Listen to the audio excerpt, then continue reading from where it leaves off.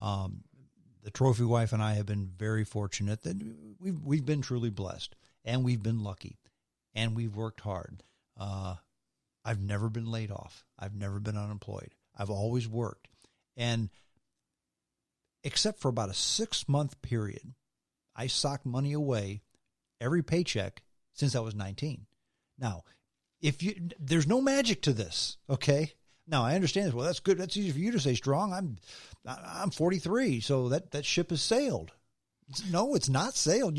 You're still going to have a chunk of change if you start when you're 43. So you're more than if you don't do it at all. That's right. You're 43 and you've saved nothing, or you did save, but life happened and you got run over. That's exactly right. It happens. People got sick. People died. The unexpected happened.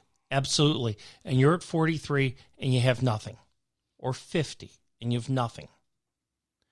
Are you still going to work till you're 65? Probably. 70?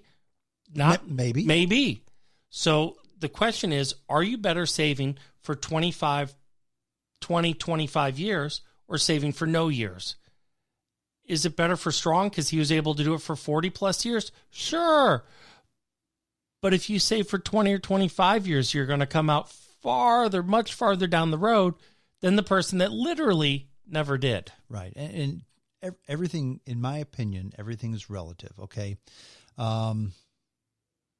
Okay, I was fortunate enough where I was able to start saving when I was 19. The guy next to me, he may have saved when he was 19 too. And he started with $4 million that his dad gave him, okay? That's right. Well, I'm never going to have what that guy's going to have, but it's just like going to the gym. If you try to compete with the muscle boy next to you, you're going to fail. You go to the gym to do the best for you, and same with investing. You do what's best for you. That's right. And the same thing, Strong, to use that example.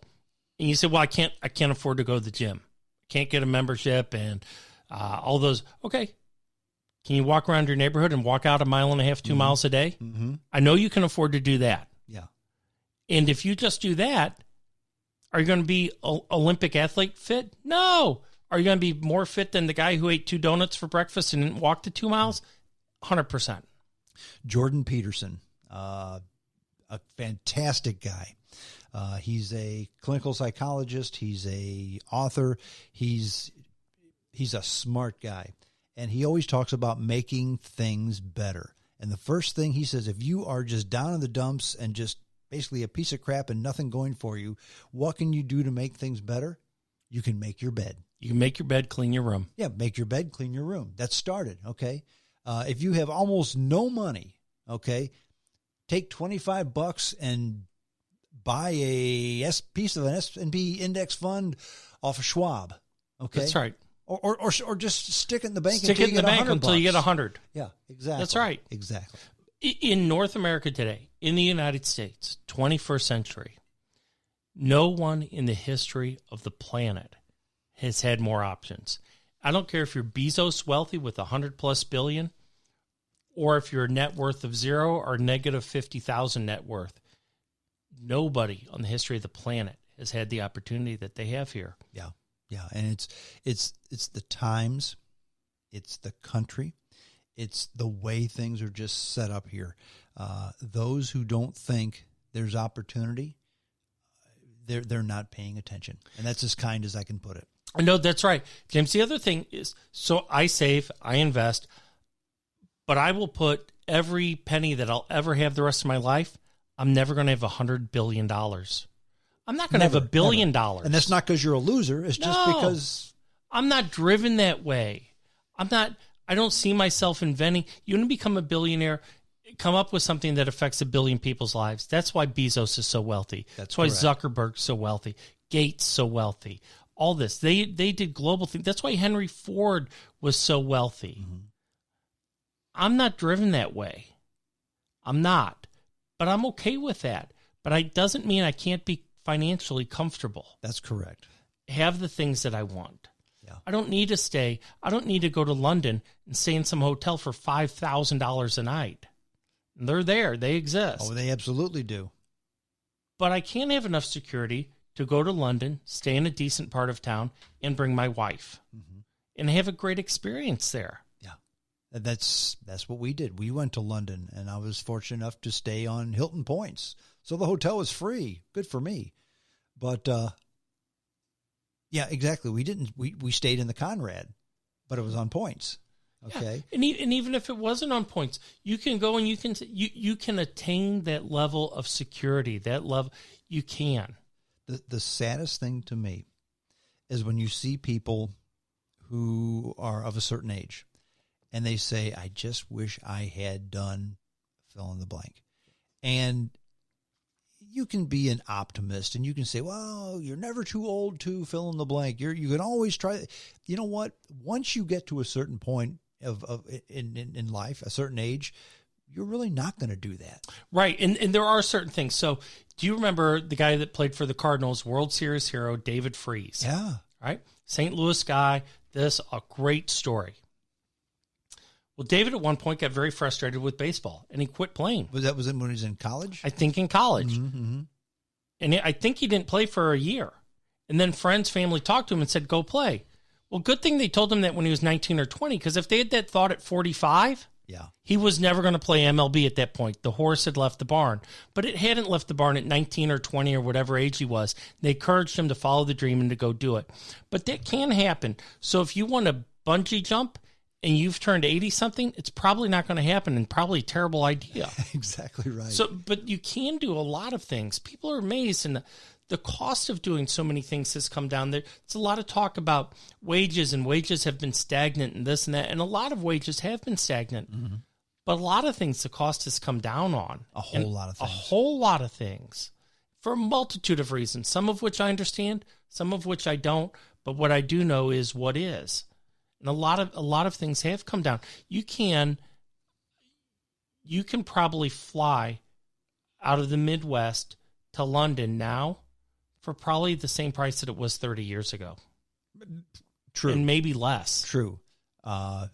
Prices of air, there's more flights. Yeah. There's more airlines. There's probably more airlines making that flight. There's probably fewer airlines, but probably more making that flight. Right. Now, if you compare them 6 months ago, it's going to cost you a lot more because airline flights have gone up dramatically in the last 6 months. Yeah. But 30 years, you're right. Yeah. When I started with the job I'm in now, almost 18 years ago, a flight to Philadelphia was $1,000. About a year ago, a flight to Philadelphia was $250. Yeah. Now it's gone up to about $400 now. Yeah. But it's still not $1,000. When 1988, January of 88, I flew to New Zealand. It was about $1,550. Mm-hmm. If you want to make that flight today, depending on the season, you're probably going to pay $1,500 to $1,800. Yeah, and I would think most everybody makes more now than they did back then. They did. Yeah. They do. Yeah, but again, once you get to a certain point, that ship has sailed and you're not going to do it. And there's so many things you can do if you have enough money. And that's finding ways that strong is what I'm talking about when finding ways to get that money to serve you. So when people get in their 50s, 60s, pushing 70, and they're like, hey, I always wanted to climb Kilimanjaro. Mm-hmm. I wanted to go up. Is it Whitney that's in California, right? Right, correct. Okay. There's a picture of me and my son on the top of it right there. There it is, right? And how old were you when you did that? Age probably began with a 5. Early 50s, yes. Yeah. And you can do that at that age. Yeah. And I'm not saying you can't do it at 80, but boy, you're much more likely to do it at 50-something. Well, and you're right, because for my 60th birthday a couple of years ago, I told my boys, especially my oldest son, who was in a position to do this, I said, I want to climb Kilimanjaro. Absolutely. And he said, let's do it. This was about 3 or 4 years ago. And he would have done it with me. I'm sure he would have. That was 3 children ago. Yeah. Okay. He now has responsibilities. And he says, you know what? I can't do it. Not now, but we'll do it someday. Well, I'm going to be 60. Okay. Are we going to wait until I'm 75? If that's the case, we're probably not doing it. So I've come to the realization that I'm probably not going to climb Kilimanjaro, but I'm okay with it. Yeah, I think you come to one or two realizations. I'm not going to climb Kilimanjaro, and I think Kilimanjaro is 19,000-ish feet. Oh yeah, it's a real climb. It's a real one. Or I am going to do it, but I'm not going to do it with my oldest son. I'm going to do it when I can do it. Mm-hmm. He might do it when he can do it, and we might be able to compare notes. But just because of the way his life is, and especially if his children are young, like if they're under 10 years old or something, and it's consuming, and to do Kilimanjaro, you're gonna fly, you're gonna be gone. You don't do this over a long weekend. That's exactly right. It's time consuming. It's very expensive, and it's hard. And you have to go through certain. You have to jump over certain barrels. First of all, it's you fly to Tanzania. Okay, Southwest doesn't go to Tanzania. Okay? No, and there's not going to be a sale on that coming up next Tuesday. No, there's not. You don't just start climbing because it's ran by the government, and it's kind of odd. It's almost like back in the old Tarzan days. You are Bwana, and you have to hire guys. These guys haul your stuff up for you. They pitch your tent. They cook your food, and they charge you a bunch of money to do this. And that's the only way you're doing it. But even though you're getting the nice treatment, it's 19,000 feet. I mean, Whitney was a little over 14, which is a lot. That's 5,000 more than Whitney. It's a climb, brother. It's a climb. I went up Kalapatar in Nepal, and that's 18,373. You climbed that? I went up it, yeah. Okay. Yeah. And? It's not a technical climb. You're not... Kilimanjaro's not a technical climb. Right, you're walking. Yeah, but it's 19,000 feet. It's a lot higher. So I'd spent the night at about 15,000 feet, and we went up. 18,000, it starts getting... So at about 17,500, you're dealing with about 50% of the oxygen that there is at sea level, and we're coming from essentially a sea level-ish altitude. Mm-hmm. So it's unusual for our bodies. And I met people coming who were walking out of there when I was going into there. In this one man in particular, he said, I tried it 3 days in a row. I can't do it. I can't get past X. His body wouldn't do it. Correct. But if you're going to do something like that, you have to have the age, you have to have the health, and you have to have the money. You have to have the money. And I think, so the financial part of it, James, I think is interesting because that's where the planning comes in. Mm-hmm. So when you get to that point of life, especially if you're at that point to where like, okay, well, the kids are, there's two things with kids. And I ask all my clients this when we talk about kids. And they're like, I have 1 kid, 4 kids, 8 kids. It doesn't matter. Are they out of the house? Yes or no? Second question, are they out of the wallet? and quite often they're not the same. Not the same. Some are the exact same. Not out. 3 kids, all out of the house. Are they out of the wallet? 2 are, 1 isn't. Okay, well, tell me why. Maybe it's because they have special needs. Maybe it's because they have whatever circumstances, but they're not out. But then it's looking at it and saying, okay, well, I want to go up Kilimanjaro. I want to do the Everest Base Camp hike. I want to whitewater raft in Uganda. I want to do these things. Okay, when are we going to do it? How are we going to have that money service? What's the plan? Because you don't just show up there and go, I don't know, I'll try. Let's see. Exactly right. You don't, in life, that's not going to work. And even if you have the time, and even if you have the health, I mean, it costs about what it costs for a small car to do it. And if you don't have the money, you're not going to be able to do it. And you better get the money. You better. And if you're in your 30s, 40s, if you're 50 even, and you look at it, you can accumulate enough money. You need to think about, the discussions that I have with my clients about money, their background, their experiences with it, what they want to do. And then we talk about that big 4-letter word which is risk. Yeah. And where's your risk tolerance? So I had a friend of mine sold cars for a long time. Mm-hmm. And you could ask him, and I would talk to him and say, hey, Dave, I want to buy you. Okay, I want something with low miles. His question every time is, well, what's low miles? Yeah. Well, to some people it was 80,000, under 100,000. Other people under 50. Other people under 10. Yeah. So risk is the same way with an investment. Some people see enormous risk in stocks like Microsoft and Coca-Cola, things like that. And other people see those as virtually no risk. So everyone's different.